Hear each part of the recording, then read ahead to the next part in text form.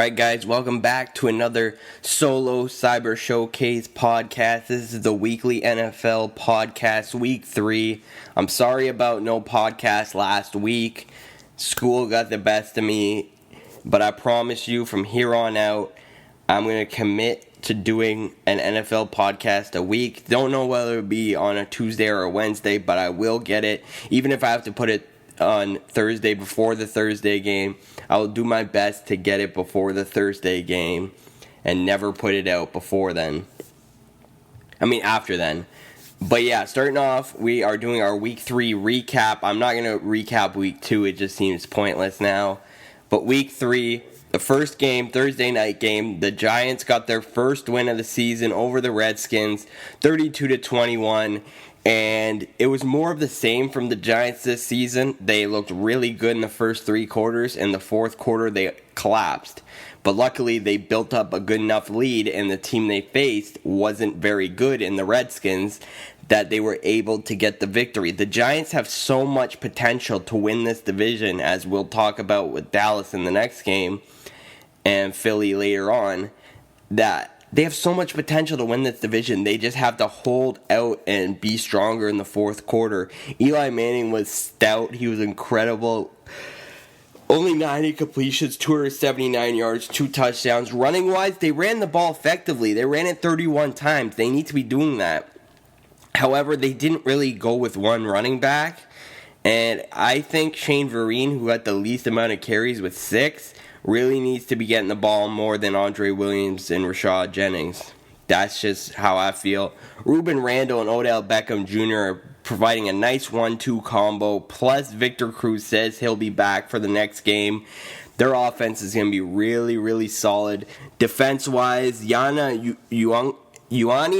Unga has provided a spark on defense. We already knew they had great secondary with Amukamara, Dominique Rodgers-Cromartie, Brandon Merriweather, Landon Collins, Tremaine McBride. The list goes on. They have a great secondary. But Unga, he's providing some gold on that defense. He's been great for them this year.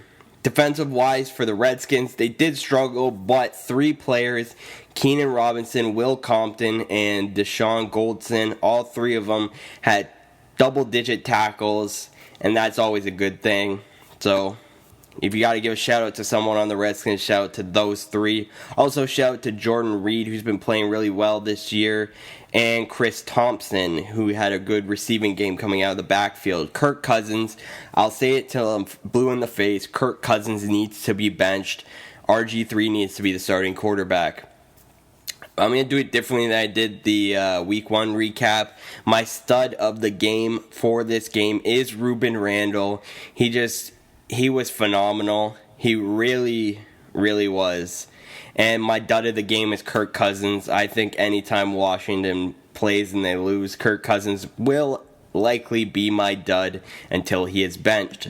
Next we go to Atlanta against Dallas.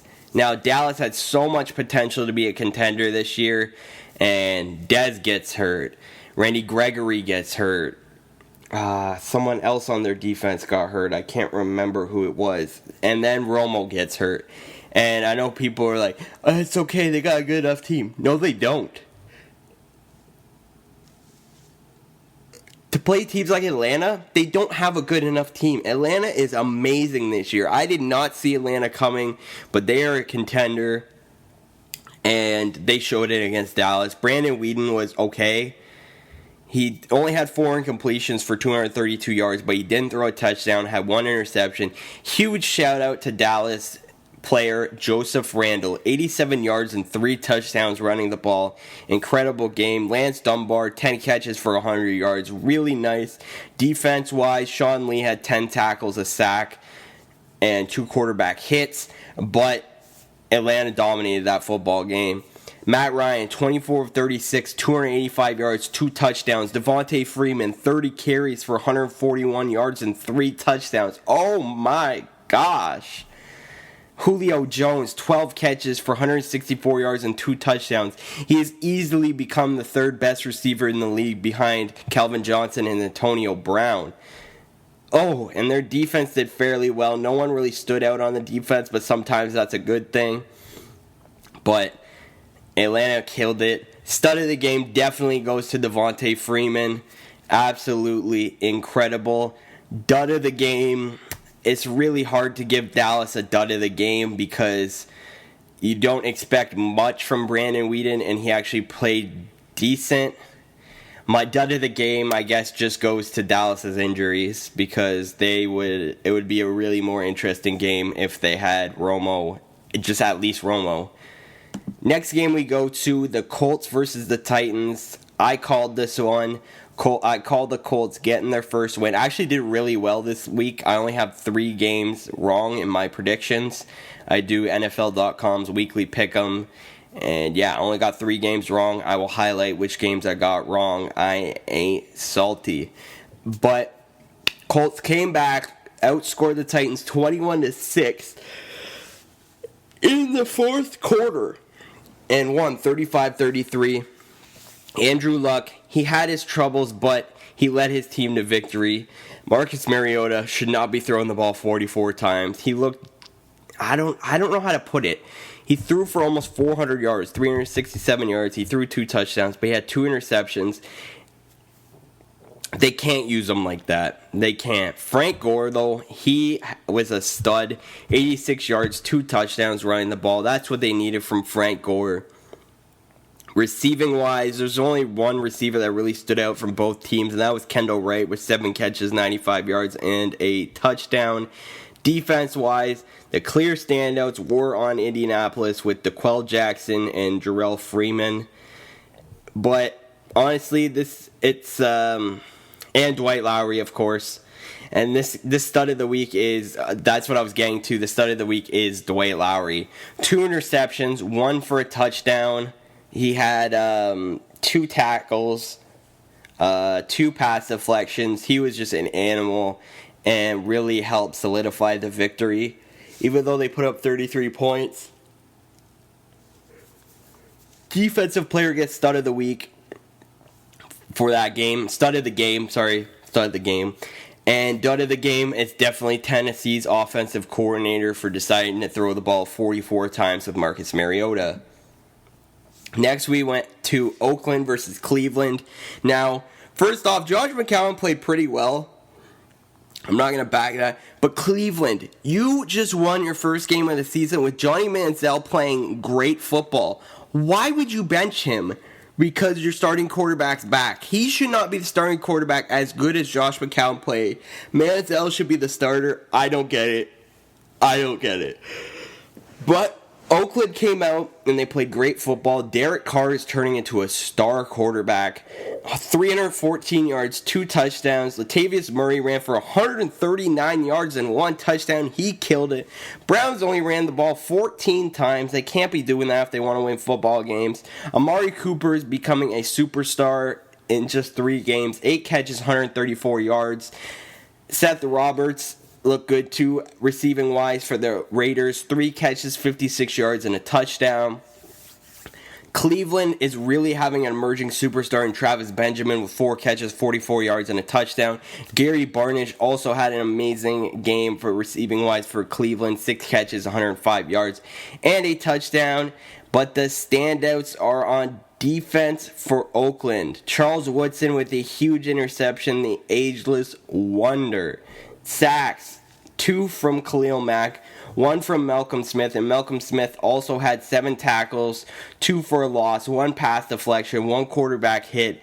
He really is showing that he could have been something special on Seattle. He just didn't get the opportunity to show it. He showed it in the Super Bowl with a Super Bowl MVP, but Oakland's really using him well. Next, we move on to Cincinnati beating Baltimore. Now, Baltimore really played better than I thought they would.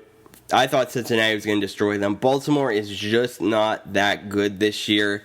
They cannot run the football whatsoever. Though, shout out to Baltimore's run stop on their defense because they really held Cincinnati in check. But Andy Dalton was phenomenal. 383 yards, 3 touchdowns, and an interception. Joe Flacco, 362, 2 touchdowns, and interception. It's good, but receiving-wise, definitely 3 standouts. Starting off with Marvin Jones for Cincinnati, 5 catches, 94 yards, and a touchdown. Steve Smith, 13 catches for 186 yards and 2 touchdowns, but definitely the standout of the game. My stud of the week goes to A.J. Green. Stud of the game, sorry, not stud of the week. I keep saying that. Stud of the game goes to A.J. Green. 10 catches, 227 yards, and 2 touchdowns. Unbelievable game from A.J. Green. Both defenses played really well. Not a lot of standouts. Adam Jones and Jimmy Smith both had a pick, respectively. No sacks from Cincinnati. 2, one from Doomerville, 1 from Will Hill to Baltimore. But definitely stud of the game to A.J. Green. My dud of the game is the running backs for Baltimore. Could not get it done. They need to play better. Now this game, I thought this game was going to be so much closer than it was. I expected it to be like 41-34, like a 7-point game, but really high scoring, and it wasn't. It was a blowout. New England won 51-17 over Jacksonville. Jacksonville just looked better than, I guess they're not as good as I thought they were. And Tom Brady, 358 yards, 2 touchdowns. LeGarrette Blount, 78 yards and 3 rushing touchdowns. Dion Lewis had a rushing touchdown. Blake Bortles played okay, but Jaguars couldn't run the ball. Receiving-wise, Gronk, 4 catches, 101 yards. Just everyone on that team played well. Though, shout out to Allen Hurns of Jacksonville for 2 catches, 70 yards, and a touchdown. Defense-wise, Jacksonville, even though they allowed 51 points, Paul Posluszny and Telvin Smith were all over the field, 18 and 11 tackles, respectively. So they deserve a shout-out on that defense. But Devin McCourty with the interception for New England. And just shout out the stud of the game is the entire New England team. They just were dominant. And dud of the game, I don't want to say their entire defense, excluding Telvin Smith and Paul Posluszny, because those guys came out to play, but everyone else didn't really show much. Next, we go to New Orleans at Carolina. I thought this would be more of a blowout than it was. Carolina won. I thought they were going to blow them out, but they did not. And much closer. And so far, none of these games had teams. The winning team I actually picked to win, as we will get to the 3 losses, like I said, when we get to them. So because as you see from my podcast, I forget stuff and then I bring it up again. I have that type of memory where my mind's all over the place. But yeah, Luke McCowan actually played really well in place of Drew Brees. 31 of 38, 310 yards and interception. If he just could have got a touchdown, they would have won the game, but couldn't get it done. Cam Newton has been incredible this year. I did not think Carolina would be that good without Kelvin Benjamin, and they're getting it done. 315 and 2 touchdowns from Cam Newton. He also had 33 rushing yards and a touchdown. Saints had a couple of rushing touchdowns, but no one really stood out from their rush game. Greg Olsen was incredible. 8 catches for 134 yards and 2 touchdowns. Roman Harper had a fumble recovery for that Carolina defense. Thomas Davis and A.J. Klein also had 10 tackles. My stud of the game goes to none other than Greg Olsen. He deserves it. 134 and 2 touchdowns, like I said. My dud of the game, it's tough, but I'm going to go to Drew Brees, and I know that doesn't really make sense, but Drew Brees, dud of the game.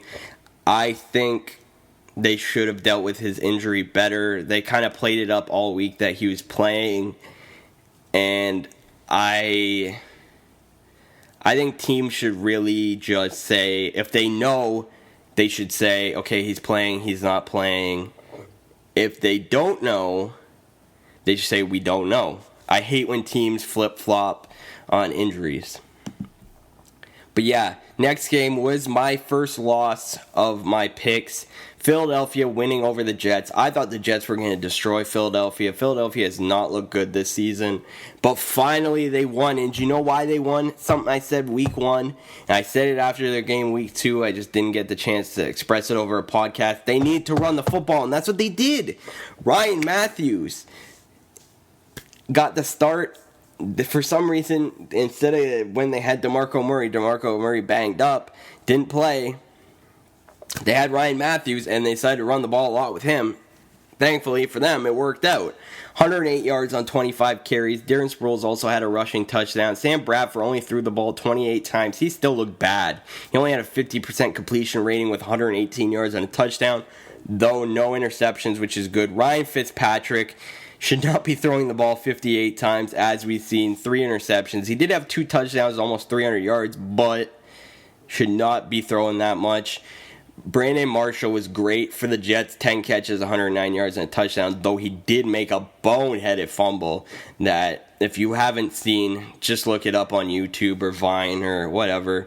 You'll find it. Jordan Hicks had a great game on that Philadelphia defense. Also, 3 guys really played well for the New York Jets defense. Demario Davis, Muhammad Wilkerson, and David Harris.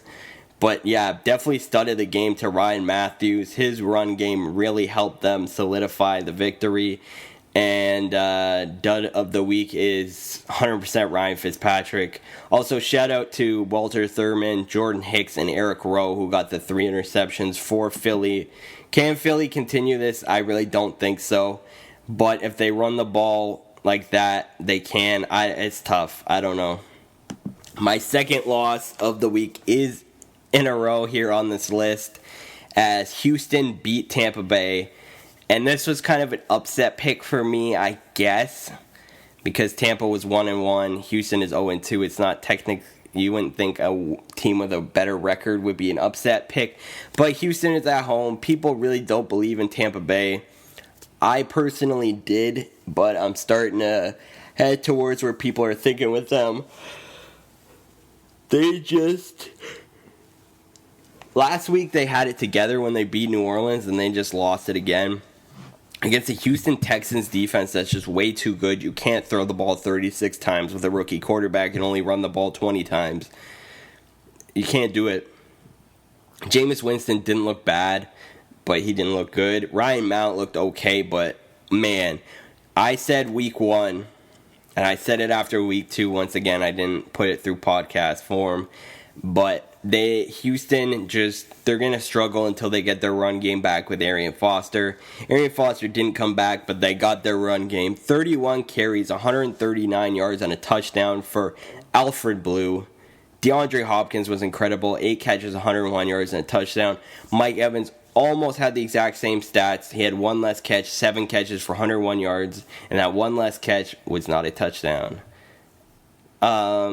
Defense-wise, Levante David and Kawan Alexander looked really well. Quentin Damps and Kawan Alexander also had an interception. And only 1 sack in the game from Henry Milton. But it was a good defensive game. I'm going to give the stud of the week to Alfred Blue, and the dud of the week to the Tampa Bay offensive coordinator, who thought it'd be smart to throw the ball 36 times against Houston's defense. Next, we had a game I got right, which I know not a lot of people did. Minnesota beating San Diego, and you can believe me or not, but I predicted Minnesota to blow out San Diego. Adrian Peterson is back in full form, and I think Minnesota is honestly going to shock people this year. I said it at the beginning, and I still stick with that. Teddy Bridgewater didn't look that great, but they didn't need him to. Adrian Peterson with 126 yards and 2 interceptions. Maybe a little bit of a quarterback controversy in San Diego? I don't know. Maybe. They pulled Phillip Rivers. Kellen Clemens came in. He looked really good. So I don't know. Keenan Allen looked incredible, though. 12 catches, 133 yards, and 2 touchdowns. Phillip Rivers, of course, had 2 turnovers. Defense-wise, Everson Griffin looked incredible. 6 tackles, 1.5 sacks, a pass deflection, 5 quarterback hits. And Chad Greenway had a touchdown off an interception, a 91-yard touchdown, leave that be. Steve Williams also had an interception for a touchdown for San Diego. My stud of the game clearly goes to Adrian Peterson. Incredible game. And my dud of the game goes to Phillip Rivers. I personally do not like Phillip Rivers. I think he's a good quarterback, not a great quarterback, and I personally hate his attitude towards football. Next, we have the Pittsburgh Steelers facing off against St. Louis. My Steelers got their second victory of the year, but it came at a cost. Ben Roethlisberger, who only had 4 completions at a time, 1 being an interception, suffered an injury, a sprained knee. He will be out 4 to 6 weeks. We have Mike Vick. I think that if we run the ball effectively, we can get it done, but it's going to be tough.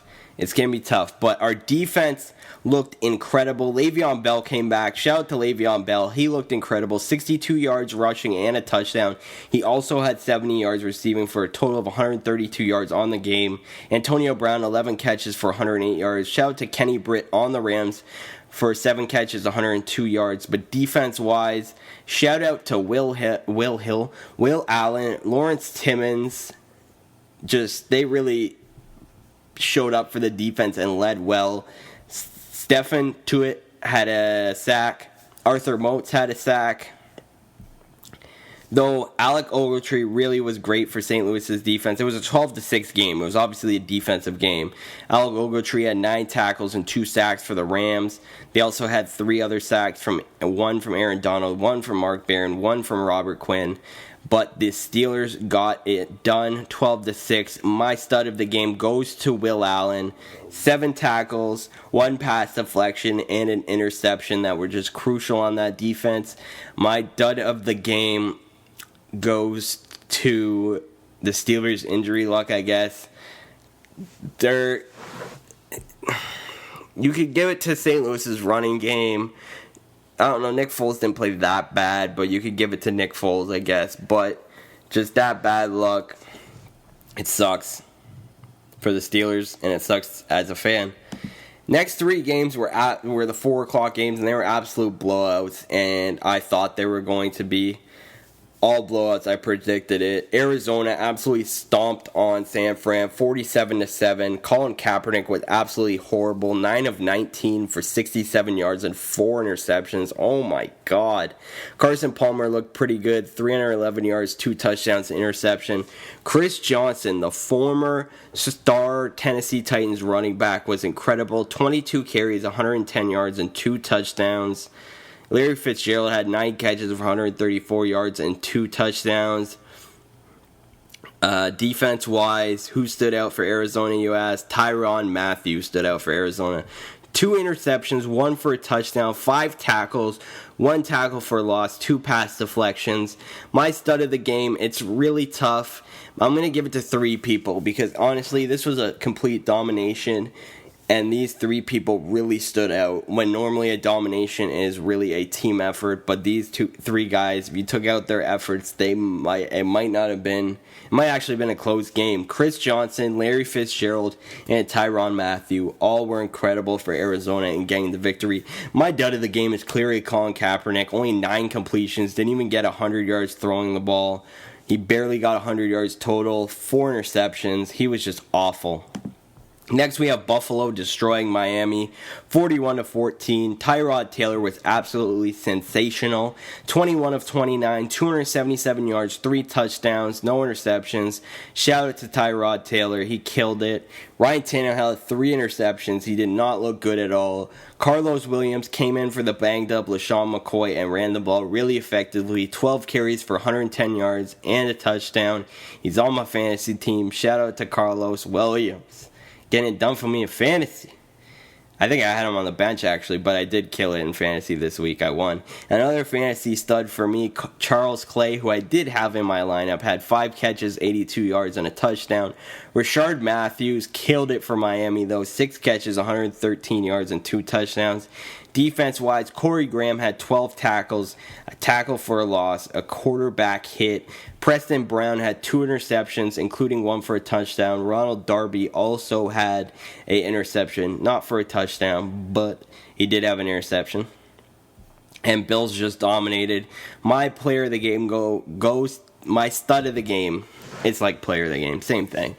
Goes to Tyrod Taylor. He really proved himself coming off of a tough loss against New England in a game they could have won, but really gave it away. And my dud of the game goes to Ryan Tannehill. You can't win a football game throwing 3 interceptions. Can't get it done. And another blowout, which I predicted, Seattle blowing out Chicago. Chicago really is the worst team in football, I believe. And it sucks for my mom because shout out to my mom, but she's a huge Bears fan, so it sucks for her. But Seattle killed them 26-0. Jimmy Clausen was horrible, but I'll do say one thing. At least he did not turn the ball over.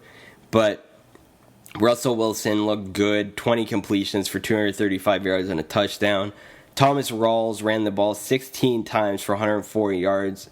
Marshawn Lynch is banged up, so he came in and ran the ball very effectively. Jimmy Graham finally stood out for Seattle. 7 catches for 83 yards and a touchdown. Defense-wise, Seattle's defense really showed up. 2 sacks. Cam Chancellor played for them. He didn't really have like a crazy game, but his presence was definitely known. Richard Sherman had a crazy punt return. He almost returned for a touchdown. And Tyler Lockett with a 105-yard kickoff return for a touchdown. Crazy. But I started the game goes into the entire Seattle Seahawks defense. Just looked incredible and looked like they are back. My dud of the game flips the side and goes to the Chicago Bears offense. No Jay Cutler. No Alshon Jeffrey, no Kevin White, but they really should be playing better football than that. It's professional football, and they don't look like a professional football team.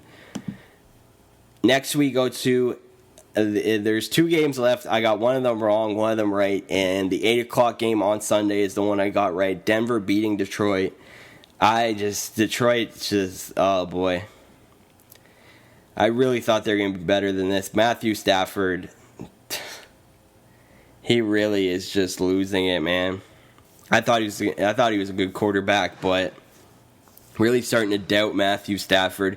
They need to run the football more. They have a great running back core there, and they need to run the football more. Peyton Manning looked pretty good. Not good, but pretty good. He did have an interception, which kept it from good to pretty good. Demaryius Thomas looked really nice. 9 catches for 92 yards and a touchdown. The bright spot was, of course, Calvin Johnson, which he usually is for Detroit.